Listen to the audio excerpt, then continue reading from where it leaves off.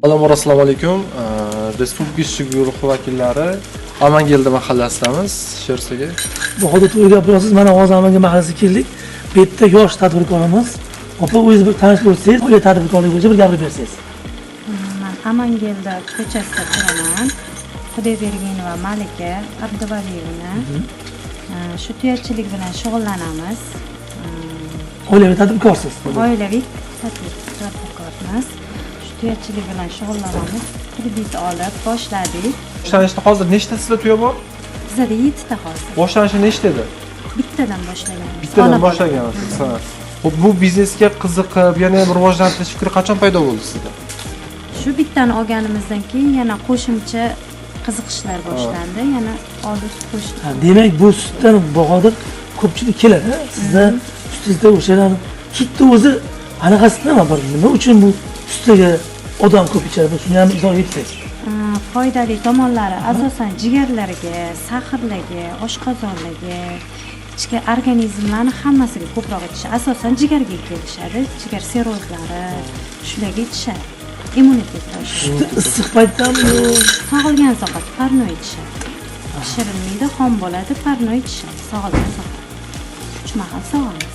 Shunda necha kun davom etadi shunday bir şey? Mana hozir keldi mana. Mana misol, mana bu Bahodir keldi deylik. Lecheniya muddati oddiy o'zi uchun ichganlarga 1 hafta 10 kun, jigarlarga asosan 40 kun, 1 oylab ichishadi. Hozir boshida bitta siz Bahodir bittami tuya? Bitta bilan. Hozir nechta bo'ldi tuyangiz? 7 ta bo'ldi. Hozirda 7 ta. Qarang, bu biznes kengaytirish uchun mahalladan qanaqadir yordam qilib murojaat qilganmisiz kengaytirish bo'yicha? Kredit olganmiz mahalladan, yordam berishgan. Kredit olib, yana ham qo'shib ko'paytirdik.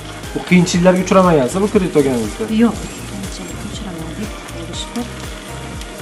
Daromad egasiz. Hozir sal bo'lsa ham oilangizni daromad olib kelib shu davom etyapti. Buni endi 2026-yil dekabr oyi yilning oxiriga kelib qoldi, mana yilning oxiriga keldi. Qanaqa rejalaringiz bor? Keyingiga. Xudo xolasa yana kengaytirib yana ko'paytirmoqchi. Katta ferma qilmoqchisiz tuyalar bo'yicha. Xudo xolasa. Niyatlar bor. Bir o'rkachlik tuyalar bular. Bularda yana 2 ta o'rkachliklari bo'ladi. Bizda asosan aslida bir o'rkachlik tuyadi, to'g'rimi? Ular nima, ularga sutga yaxshiroqmi yoki qanaqa? O'rkachligiga sutiga yaxshiroq, ta'mi ham yaxshiroq bo'ladi. O'shaning uchun bizda bir Bular nima yeydi ko'proq? asosan yantoq. Yantoq bilan boqasiz. Yantoq bilan. Innovala prezidentimizga, hokimimizga, mahalla yettiligiga kattakon rahmat aytamiz.